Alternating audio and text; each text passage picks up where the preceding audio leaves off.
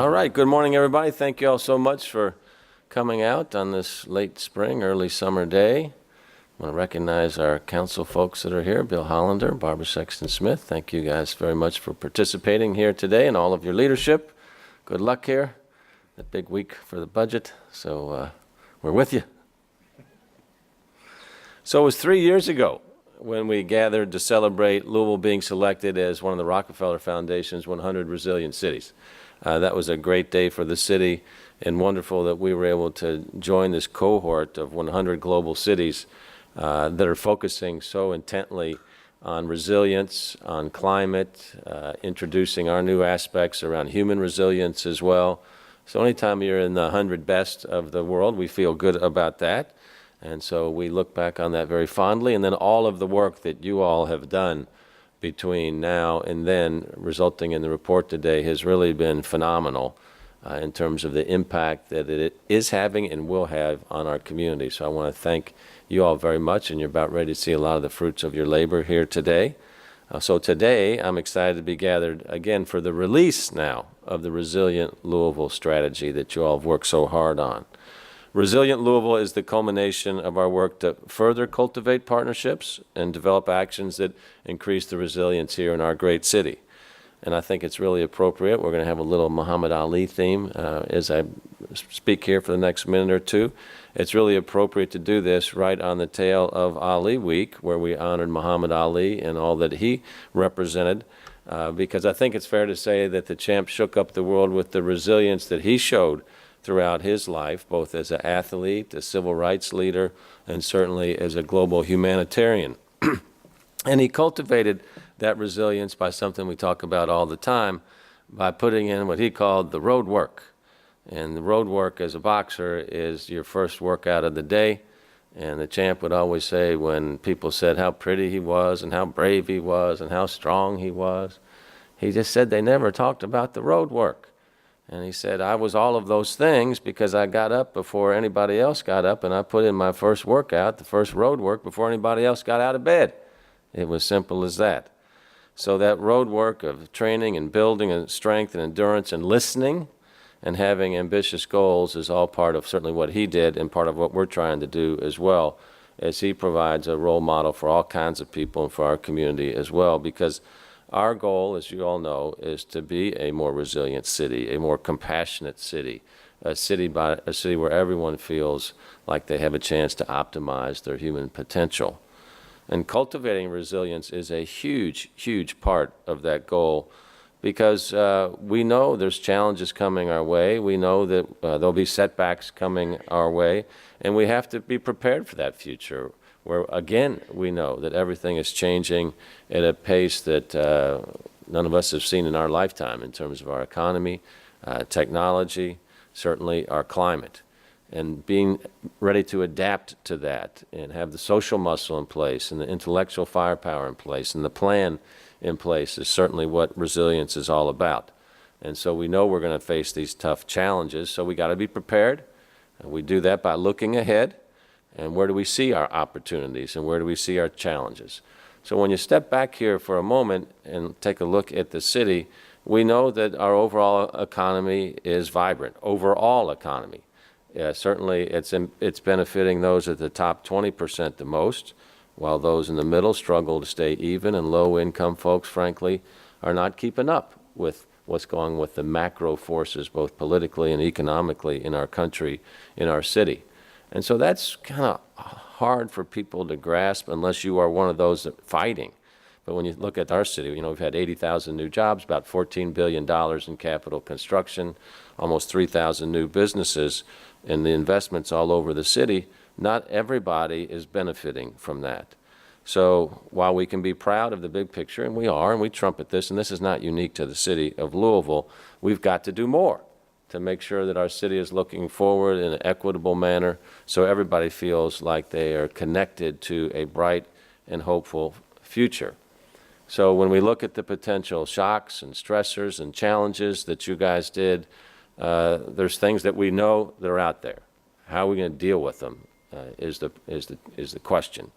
So one of the challenges that is really hitting us hard right now is that we have a city budget that's severely impacted by state mandated increases in our employee pension system. That's a challenge. Inequity is a challenge. Climate is a challenge. The U.S. Army Corps of Engineers predicted a serious increase in storms, floods, droughts, and more in the decades ahead. We're getting a lot of rain right now, we have been less impacted than many areas of the country just in these past couple months. When you look at the tornadoes, that unprecedented activity of, I think it was 8 to 10 days of straight days of tornadoes going through Texas, Oklahoma, Arkansas.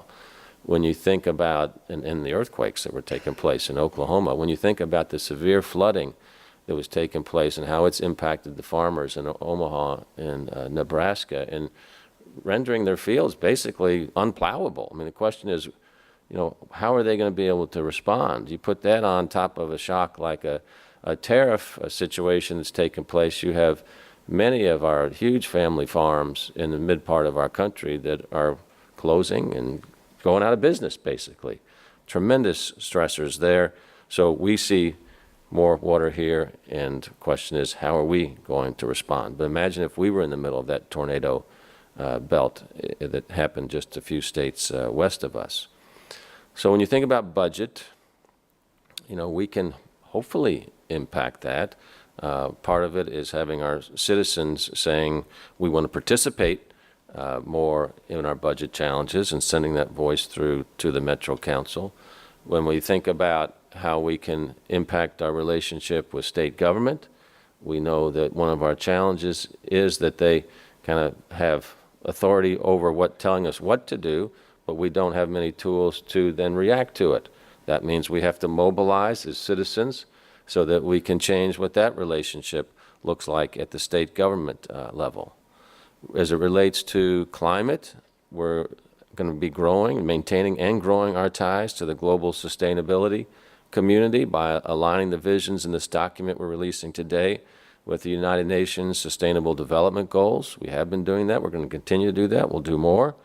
And then this work, one of the great things about it, and it's evidenced by your all's participation, is it really strengthens our ties with our various partners that are interested in this group around the community. We know that when we work together, we can do great things. We know that we have to hold ourselves accountable to even higher goals. And when we hold ourselves accountable, then you also put up your hand and say, here's how I'm willing to help as well. We will always have more to do. So we know that. We're not perfect. Nobody's perfect. No community's perfect. But then how do we embrace each other with that knowledge and still move forward? This work aligns our connection with our partners at the University of Louisville and the Envirome Institute, which I believe will be, when we take a look back 20 years now at this years around here, the development of the Envirome Institute and the humans' interaction with the environment, and how much some of us have forgotten that we are nature. The Envirome Institute is bringing so much of that back in such a powerful way through research in our city that's noted now all over the world through our Air Louisville work, through the Green Heart Project. I'd like to acknowledge Ted Smith here. Ted is one of our leaders at the Envirome Institute and the first chief for civic innovation in the United States of America. So Ted, thank you for the continued great work that you do. So how then do we step back and say, okay, it's nice in this temperature-controlled room for us to be talking about resilience and shocks and stressors, but then how do we look at it through an equity lens? And how do we look at the impact on our most vulnerable citizens? And that's why we're focusing on making Louisville a city of equity, where everybody has great access to education, to opportunities, to quality health care, housing, tremendous challenge with affordable housing, and then the means, obviously, to create a successful life for their families.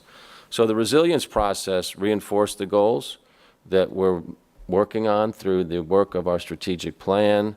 Our Office for Performance Improvement, as you all know, is extremely valuable to us, being able to continually focus and refine our plans and cascade and align the work we do, both internally and through with our partners.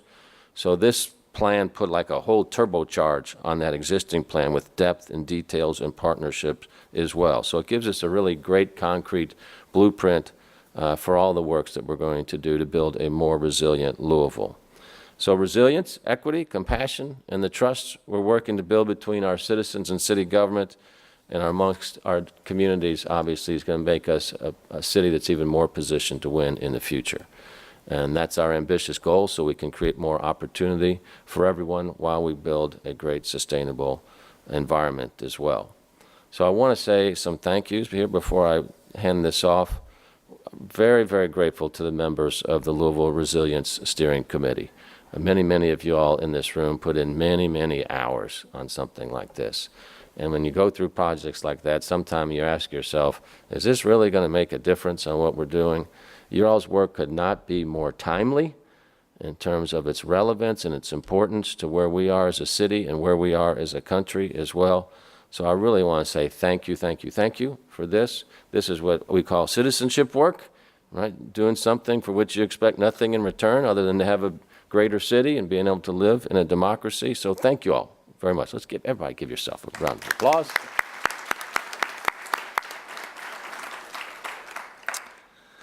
I want to thank Eric Friedlander. Eric has done an incredible job as our city's chief resilience officer. The experience that he'd had throughout his lifetime to prepare him for this work, both from an environmental standpoint, but from a social services and social justice standpoint.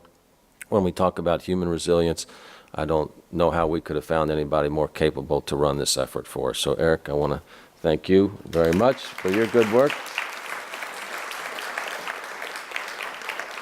I want to point out BJ Adkins and Leah Bell from the team as well, the work that they've done to pull all this together. And when she's holding up a report, I mean, it's hard to get these things to report phase to where they're ready to go. So great job to you and the team. So in a moment, Eric will walk us through the resilience strategy, which includes 4 visions, 10 goals, and 46 action steps. So there's a lot of work here. None of it would have happened without the Rockefeller Foundation. And I said at the beginning, we were so pleased to be named a member of the 100 Resilient Cities.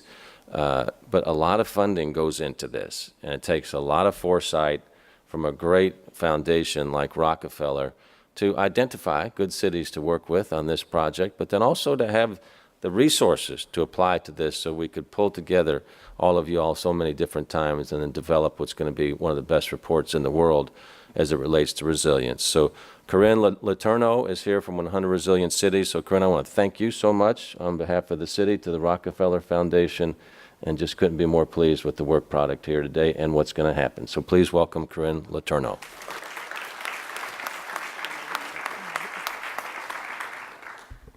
Thank you, Mayor Fisher.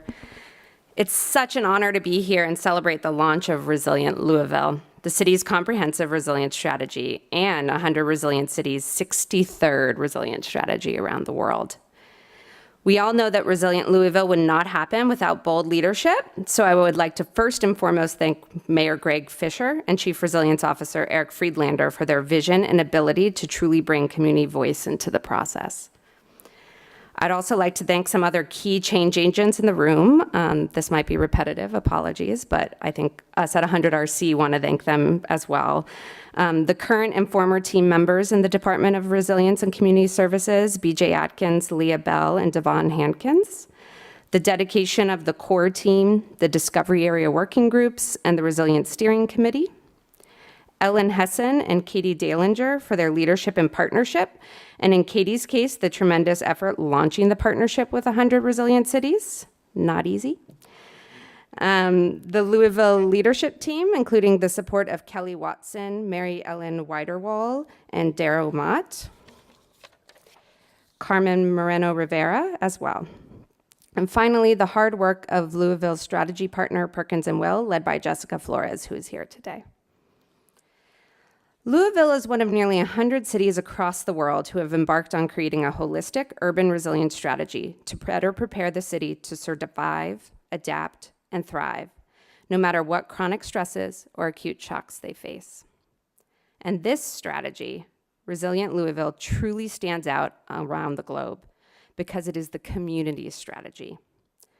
Through the strategy development process, the City of Louisville partnered directly with community members to find solutions together. They created a resilience equation. I mean, how innovative is that? They created a resilience equation of resilience equals equity plus compassion plus trust that serves as a guiding principle throughout the whole document. Resilient Louisville is putting people first and finding innovative ways to address rising inequity alongside other challenges, and we really applaud you for that. What is also so impressive is that Resilient Louisville will both achieve quick impact that will be felt on the ground, but also lays the groundwork for longer-term systems change. For instance, one of the actions in Resilient Louisville, the Economic Mobility Lab, seeks to break down the silos among many of the departments and organizations that work on economic mobility while designing and testing new programs to move families up the economic ladder. Therefore, the Mobility Lab will not only seek to increase prosperity of Louisville's families, but also change the systems that inhibit that prosperity. That's resilience. The city is also looking at driving a more equitable food system from a holistic perspective with actions that reduce waste and increase composting and food donations. Other actions to address Louisville's growing urban heat risks, such as increasing tree canopy and improving green space, not only seek to adapt the natural or built environment, but also look at addressing the adverse health effects of high heat days. By addressing multiple benefits at once, these initiatives will produce a resilience value for the city of Louisville and become a model for cities across the country and the world that are all dealing with the effects of urban heat island. Finally, we are extremely excited about the accountability embedded into implementing these actions. Report cards developed by the Office of Performance Improvement and Innovation will assess progress and increase transparency with the public. That's huge, and cities across the globe will want to learn from you. What Resilient Louisville really did is what we also see time and again across the globe, is that the best strategies and initiatives understand that building resilience is a process. And Louisville has deeply understood this, but really considering that resilience is about how the residents of Louisville can survive, adapt, and thrive to changing circumstances. When I first started working on 100RC 5 years ago, I remember an editorial board member of a city that shall remain nameless asked why our view of urban resilience wasn't just about climate change. And I remembered responding that for the residents of that city, it is about how they can thrive in their day-to-day lives. And they don't view their life every day through that one prism. They experience climate change at the same time as they experience growing inequality. And if we don't address these issues at the same time, then we are not understanding the way that community members need to thrive. Resilient Louisville is a roadmap that does just that. It's a partnership and a continued collaboration with the community to build resilience. And it is a standout amongst all of our global cities. Congratulations again on this remarkable moment for the city of Louisville. Thank you.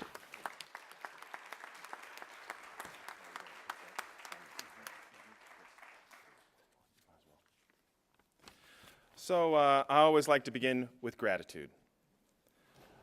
First, Mayor Fisher, I would like to thank you for the opportunity to participate in this process. I will tell you I had no idea what I was getting into, but it has been quite the journey, so thank you for that opportunity.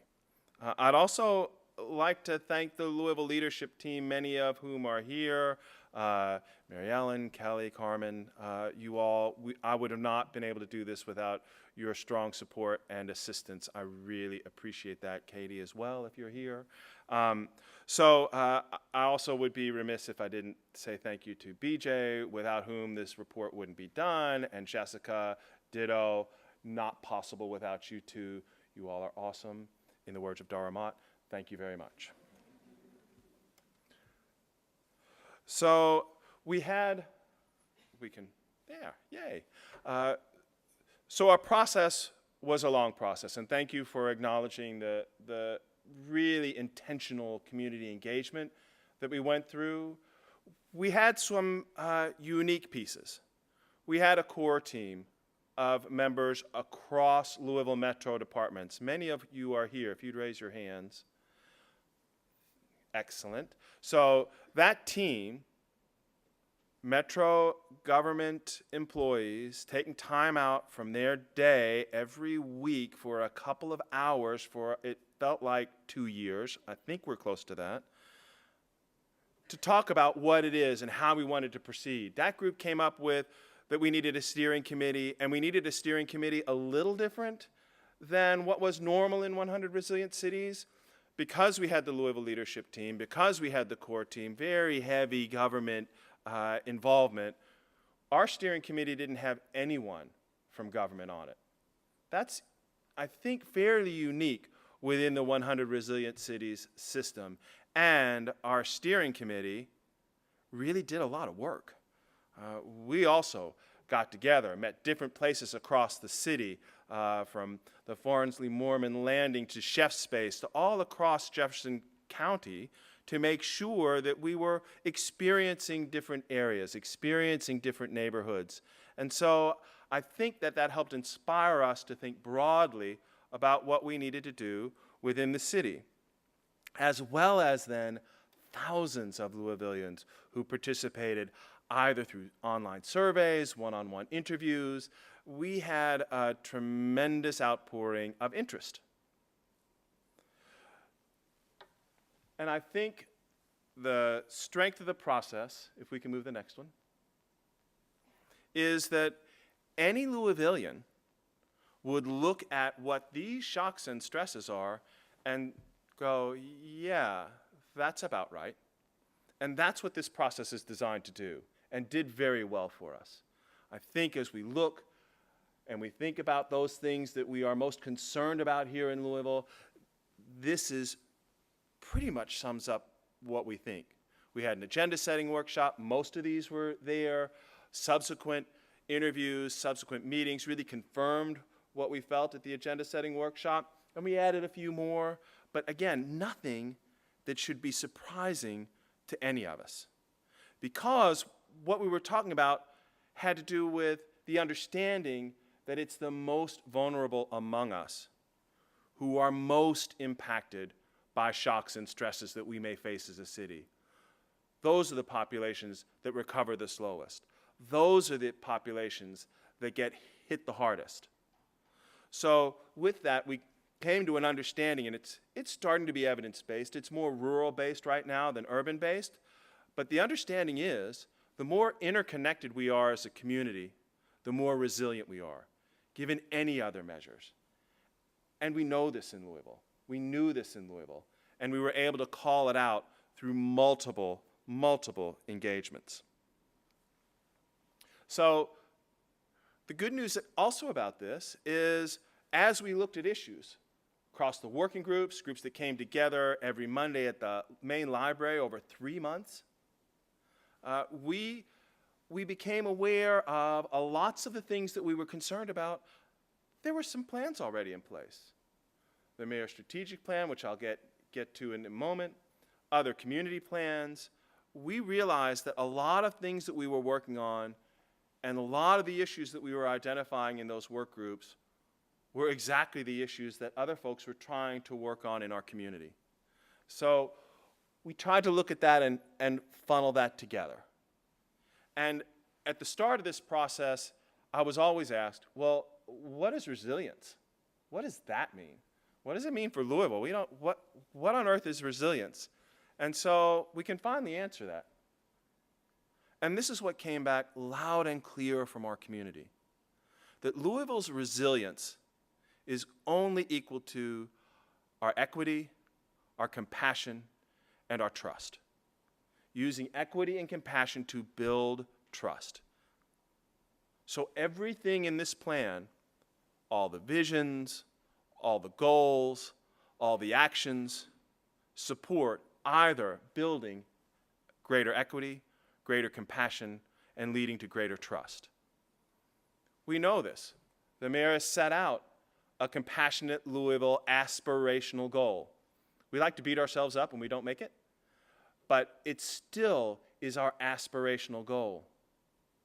We've been working for years with the Government Alliance on Racial Equity, and Kelly Watson, the Chief Equity Officer, was named the same day I was.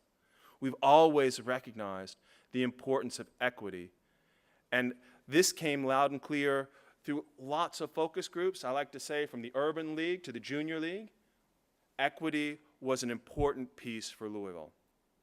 And in order to build trust, the mayor alluded to it in his remarks, so that we learn that we can and should invest in ourselves, invest in what we're doing as a community. That's what we should be doing, because it makes a difference when we do, and we have to have that trust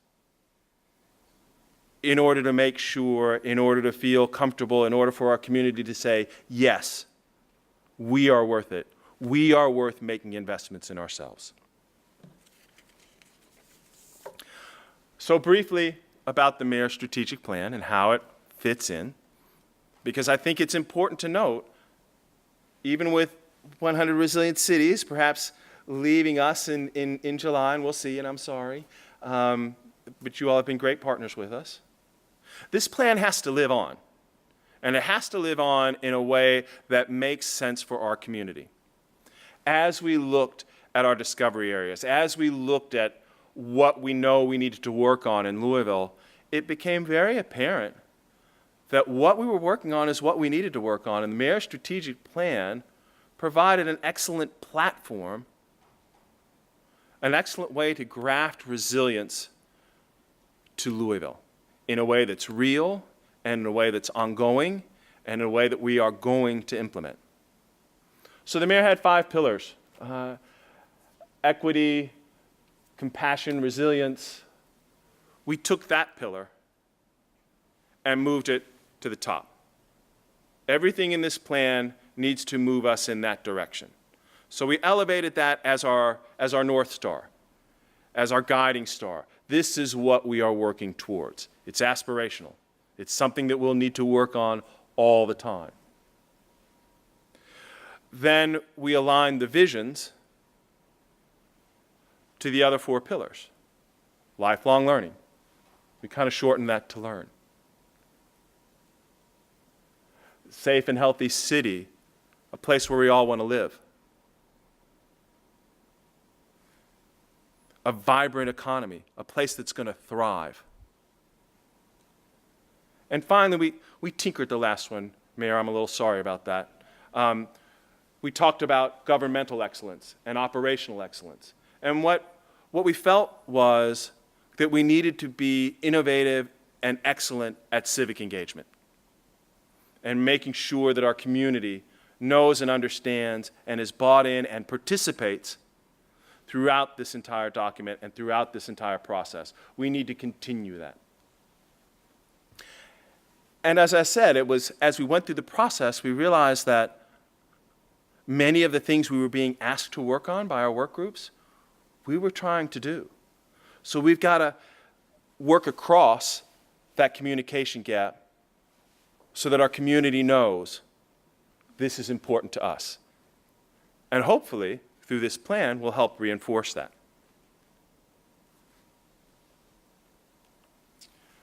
So this is the slow part. You saw the 4 visions. I'm not going to go through the 46 actions, and now I need my glasses. So there are 10 goals.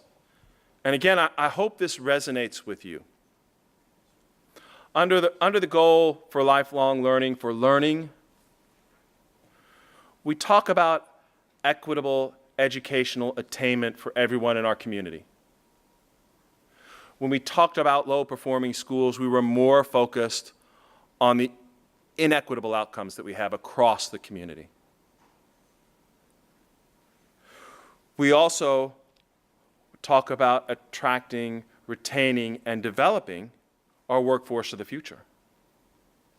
We know the economy is changing. We know what's going to be demanded of us, and what's going to be demanded of our workforce is changing constantly. So we need to be prepared to meet that challenge. Workforce development, Louisville Forward, thank you very much, step up. As well as then, moving on, so those are the goals under learn. Under live, we want to address the needs of Louisville's most vulnerable. We've had lots of discussions around Louisville's most vulnerable, and we're going to continue those and continue to work on those issues. Implement trauma-informed violence reduction. Trauma was a huge issue throughout the process. Individual trauma, systemic trauma, historical trauma, these are things we need to work on and address in a resilient fashion, in a way that allows people to recover from trauma. We can't deny that trauma has occurred, but we can work on how we respond as a community. Many good initiatives around that. And then strengthen and build our natural environment to promote health and well-being. Obviously, we have challenges around infrastructure. We have a great park system that we need to make sure people use and feel safe and comfortable using. We have tremendous assets that many other cities don't have. The largest urban forest. There are things that we have here that no one else has, that we need to work on and build our strengths, as well as then, as it relates to health and well-being. What's our nature dose? So as we talk about trauma and we talk about adverse childhood experiences and what those long-term impacts are over our health, we also need to talk about our nature dosage and what that means to our health. So these things are foundational and critical for us. And then in order to thrive, we try to address ensuring equitable economic growth in our historically marginalized neighborhoods, increasing individual financial stability and economic mobility, and also importantly, building upon Louisville's cultural assets. We have things like the Derby and our coined phrase of Bourbonism. These are things that we can build upon and we're proud of, and I think those are strengths to start to work through these other pieces. And lastly, engaging. So we need to engage our social change agents, those people who are willing to engage and want to engage in this process with us, because that's how we create greater community cohesion. And then what has happened in this plan and what we continue to try to do is implement as much transparency and accountability as we can, not only within Louisville Metro government, but with our partners in the community. Those are the 10 goals. Sorry to kind of read them out to you, but they're impossible to see up here. And then we have 46 actions, and it's a blend. And I think this is what's important to know about this plan. This blend incorporates already existing actions under learning around Evolve 502 and the importance that that's going to bring to the community. United Community, some pieces that were going to help us connect and make the connections among our community and among those social serving agencies, and making sure that we know what happens and what the impact is. And of course, the MSD critical repair plan, which, as the mayor said, we're going to see more rain.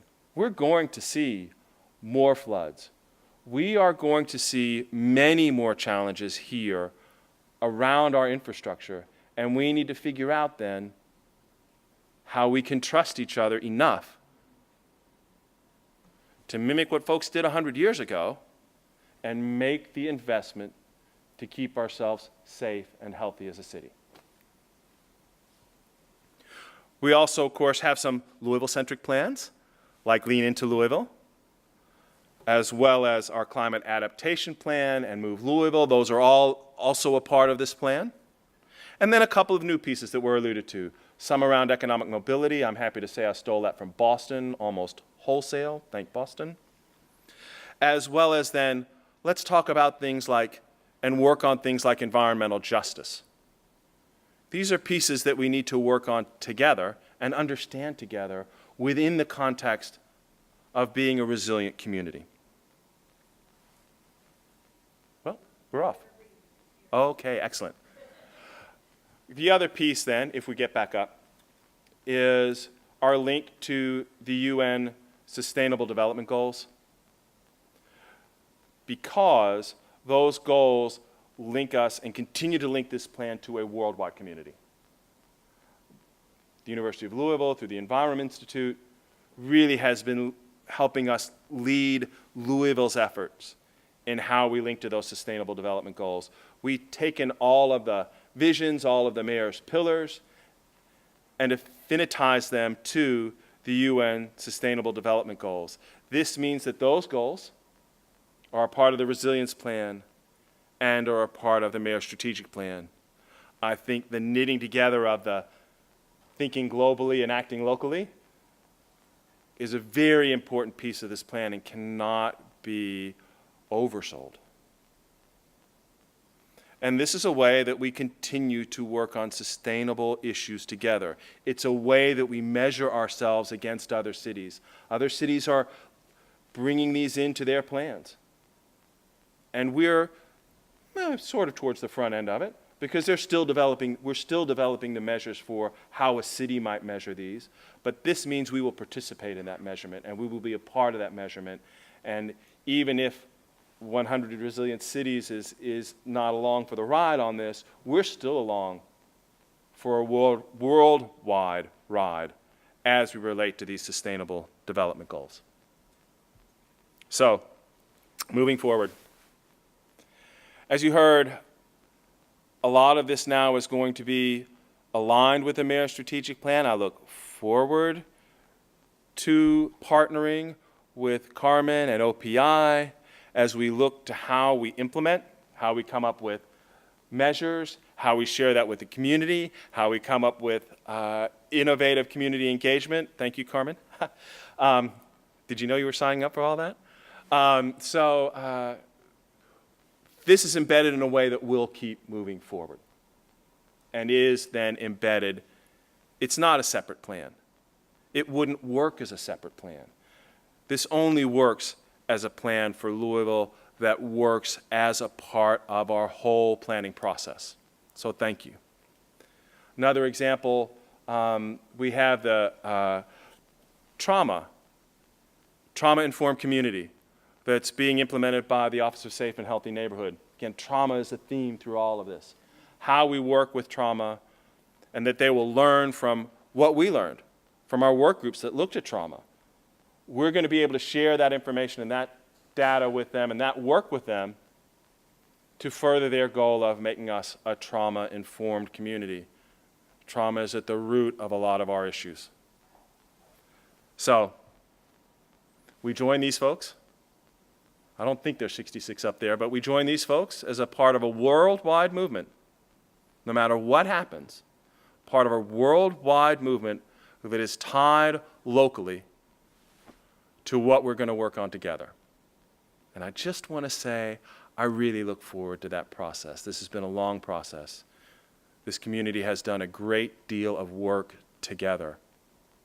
And I'm really proud to be a part of that, and proud that we have as many people here today, and as many people as we have here today, there were thousands of others that helped us with this. So, you can visit our strategy online. The important thing to know, we are going to keep this a living document. And I mean that in two ways. That'll be updated. We'll continue to update as if you go through the plan and you say, well, why isn't that a part of the resilience plan? Here's a great community plan that's not here. We'll put it in. Let's make sure that we hold ourselves accountable. Let's make sure that this document is living. We'll also update it because we have some updates. So this is not a document that will sit. It will be online. It will change. Will it change quarterly? Will it change yearly? I think that's what we're going to determine together. So with that, again, thank you, and really appreciate you coming today, and I guess I'll be happy to take any questions.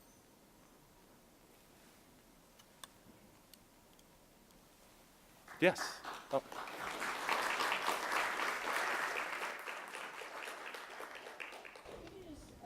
Briefly explain a little more about how exactly you're going to get to that accountability you're talking about, or are there systems in place for that? We're going to. So the question is, how are we going to get to the accountability piece moving forward? And I think we're going to be working on that together. So OPI, OPI is the group that works on our performance improvement. So they have an executive fellows class that has been working on some of these issues.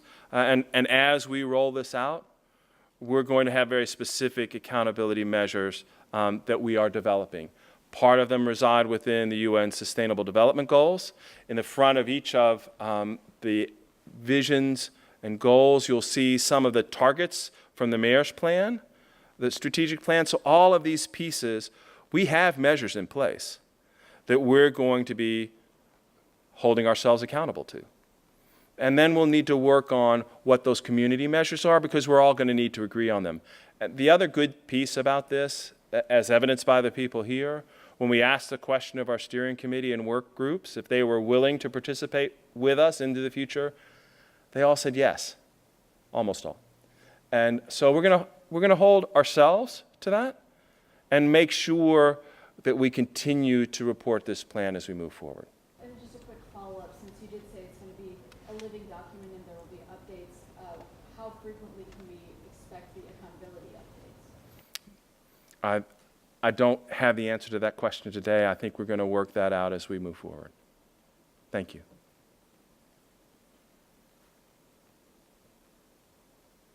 All right. With that, I appreciate you all being here. Thank you very much.